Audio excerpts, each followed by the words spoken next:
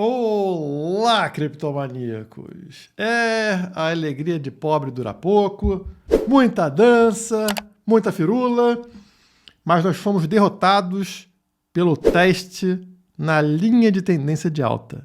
Teste agora nela como resistência. Ela estava acima do preço, o preço subiu lindamente, chegou a bater lá em 114 mil dólares, falando, voltamos ao ciclo de alta, mas o teste não teve sucesso e hoje estamos afundando. Mas será que existe alguma chance de recuperação? Porque voltamos para o ponto onde existia um gap no gráfico da CME.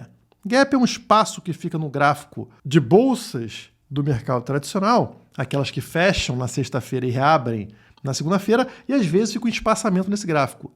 E esse espaçamento, esse gap, geralmente ele é preenchido. O preço volta para essa região. Esse gap estava na região que estamos passando agora. Fechamos o gap. Será que agora vem uma alta ou a vaca foi pro brejo? É o que descobriremos no vídeo de hoje. Na tela vocês têm toda a loucura que passamos nas últimas horas. Eu fiz o meu último vídeo de segunda-feira aqui. O preço estava aqui ao redor de 110, 111. Aí depois do vídeo o preço desaba, vem para a região aqui de 107 mil dólares. Aí vocês falam, Guilherme errou. Aí o preço dispara de forma absurda, saindo de 107 e batendo lá em 114. O Guilherme acertou. E na sequência ele volta a desabar e volta para a região de 107 mil dólares. O Guilherme errou de novo. Ou seja, a volatilidade no curtíssimo prazo está completamente maluca. E aparentemente isso se dá pela realização de lucro e de prejuízo a cada subida de preço. Então, quando a gente vê aqui uma recuperação de preço, o que a gente observou foi... Tivemos aqui 1,7 bilhões de dólares de realização de lucro, tá? Isso aqui muito de investidores de longo prazo, aqueles que têm dinheiro de ciclos anteriores, acumularam muito dinheiro aproveitando cada subida de preço para vender muito Bitcoin e também, como vocês podem ver por essa onda vermelha crescente, realização de prejuízo. Aqueles, geralmente, investidores de curto prazo, que olham uma alta como uma possibilidade de sair ali com prejuízo menor. Eles foram convencidos de que já entramos num bear market, num ciclo de baixa, e falaram, opa, vou aproveitar essa subidinha para 114 para picar a mula. Não vou apostar que vai continuar subindo, não. E o cara sai fora mesmo no prejuízo. Isso aqui renova os investidores de Bitcoin. Está saindo aqui uma galera que possuía Bitcoin lá de trás e está entrando um pessoal com preço novo, um pessoal nesta faixa de preço. Essa mancha aqui mostra para a gente a saída de investidores de longo prazo do BTC nessa última subida de preço. Então, isso é uma força vendedora. Mas quem está comprando? Quem está comprando vem no próximo gráfico, que é ETFs. Notem que com a queda de preço aqui, a mancha verde indica que os ETFs estão acumulando BTC. Está saindo da mão de investidores de longo prazo e indo para a mão de ETFs. Geralmente, compradores de curto prazo, compradores institucionais, pessoas que usam ETFs para ter acesso ao BTC. Será que a queda, portanto, é de certa forma manipulada para permitir a entrada desses novos investidores no mercado? Não sei. Esse ciclo de troca de investidores é comum no Bitcoin. Isso permite a entrada de novos investidores. Então pode ser algo natural também. Mas uma coisa interessante é que esse recuo de preço ele veio buscar um gap na CME, como eu falei para vocês no início do vídeo, Estão vendo esse buraco aqui no gráfico da CME? Olha só, na hora que o preço abriu na segunda-feira, ele abriu com um buraco, com um gap entre o fechamento e a abertura na CME. Nos últimos meses, todos esses buracos foram preenchidos. E mais uma vez, depois dessa disparada de preço até os 114 mil dólares, a gente vê a queda retornar para 107 mil dólares, fechando, portanto, esse gap.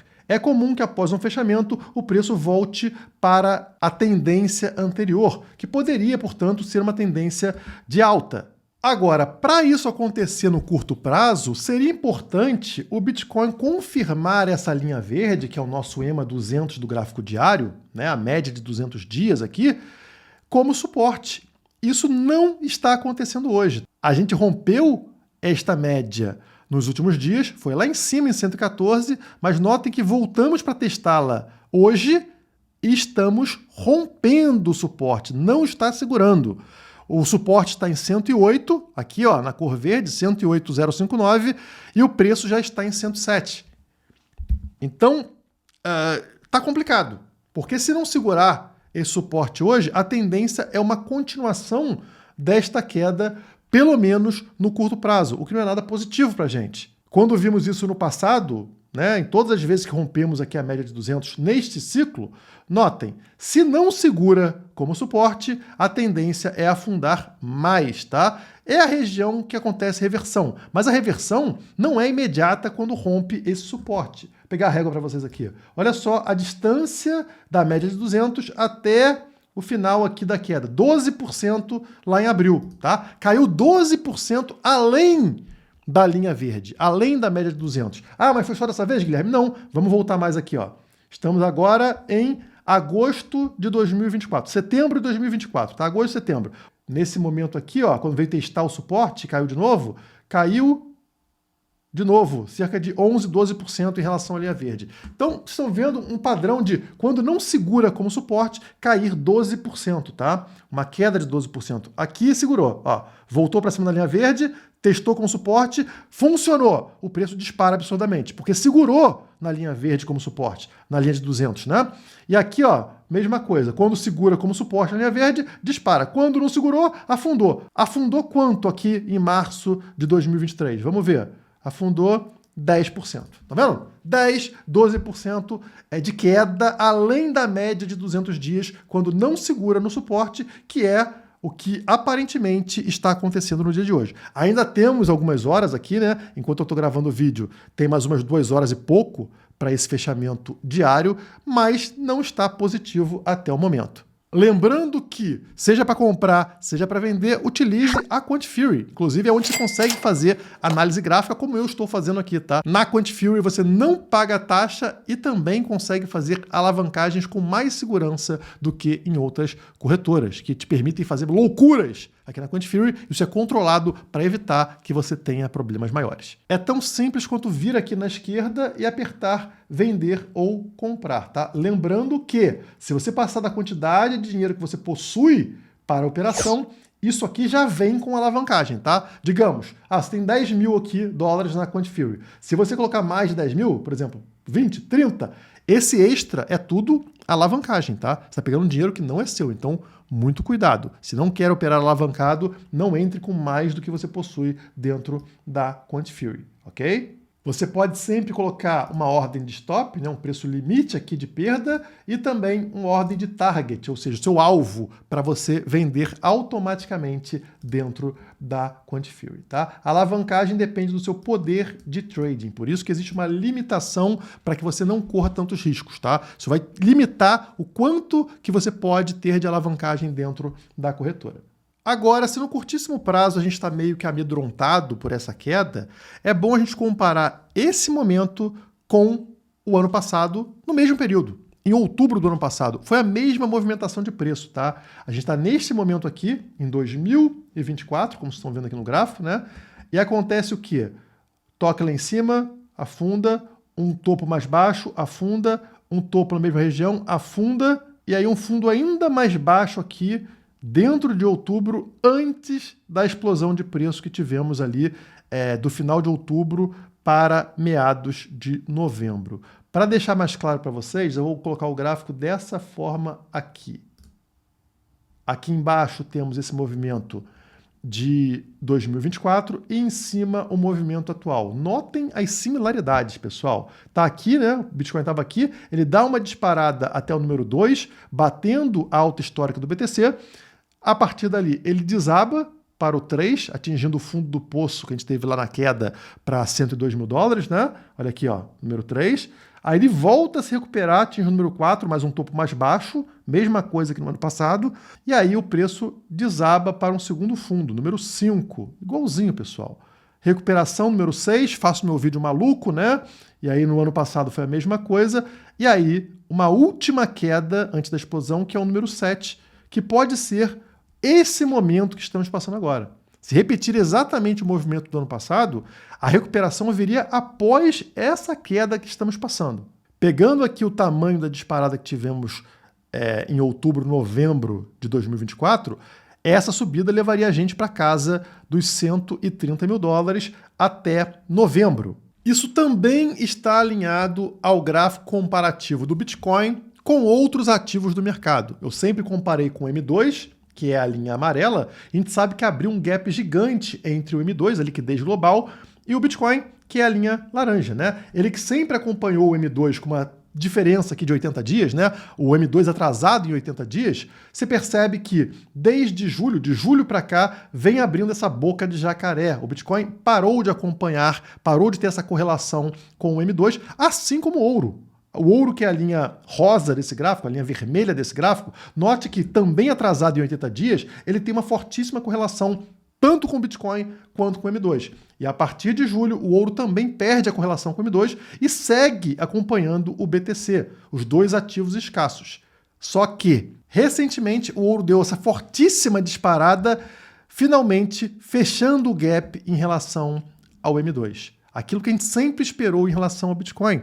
Mas o padrão é justamente esse. O Bitcoin levar um tempo para acompanhar tanto o ouro quanto o M2. Se estamos falando de 80 dias, essa subida aqui do Bitcoin deveria começar quando? Estão vendo aqui no gráfico, ó. Deveria começar no início de novembro. Início de novembro aqui seria o quê? Dia 8 de novembro. Tá? Não levem essa data muito a ferro e fogo, porque isso vai variar, né? A gente está falando de ativos diferentes. Mas a tendência seria, em meados de novembro, começar uma forte disparada do BTC. E notem que essa primeira pernada, antes de uma correção um pouquinho mais forte, leva exatamente para a faixa aqui de 130, 135 mil dólares. Ela pode ser contínua, né, de novembro até o final do ano, até o finalzinho do ano mesmo, tá? Esse cruzamento acontece praticamente na virada desse ano para 2026, lá no final de dezembro. Portanto, mantendo o padrão do ciclo de 4 anos, do topo histórico ser encontrado sempre entre novembro e dezembro do ano pós-halving.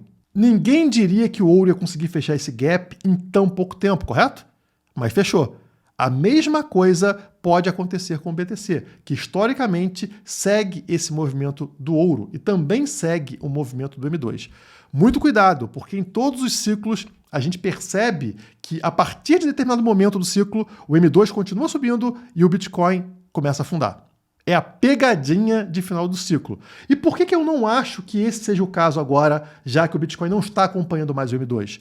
Por causa do ouro. O ouro subiu e fechou o gap.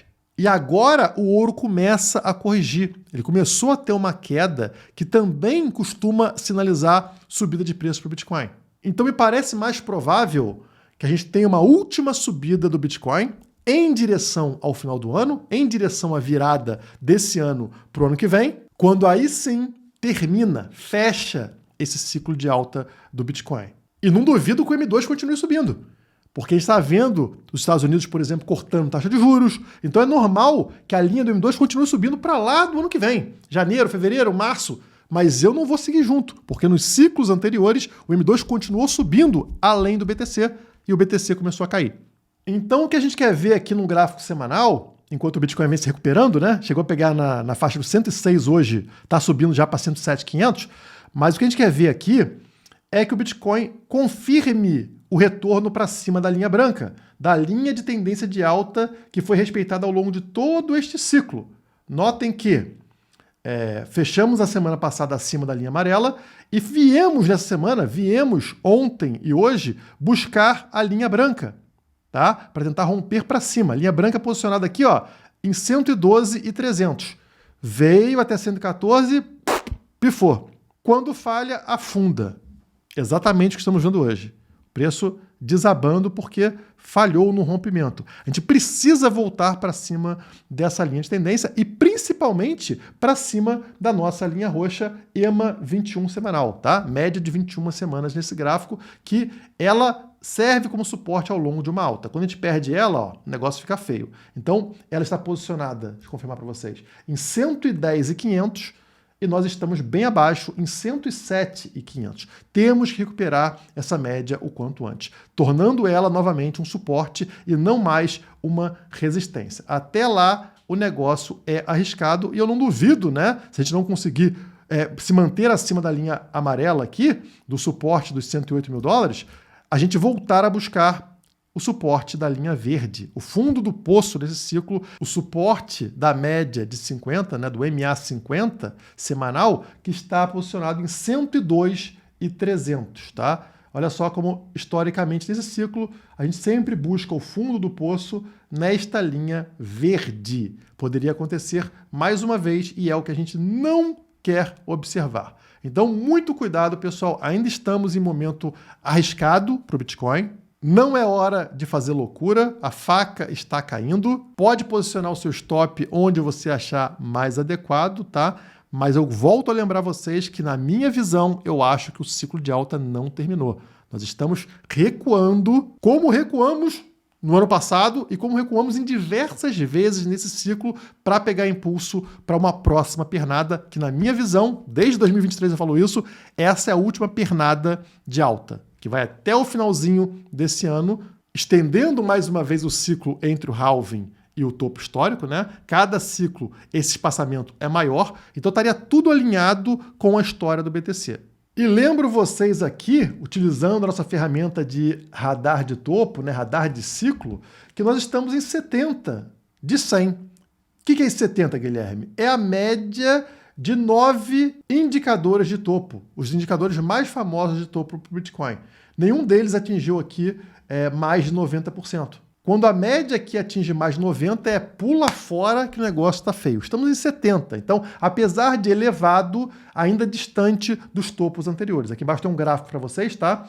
Mostrando justamente onde foram os topos historicamente para o BTC. Vou botar aqui All, né? Para ver historicamente. E notem que o indicador, que é a linha azul, sempre que foi topo histórico para o Bitcoin, em cada ciclo, por exemplo, 2021 aqui, ó, você vai ver que esse indicador pegou ali 97%, 98%, tá? Aqui no ciclo de 2017, a mesma coisa, 2016, 98%.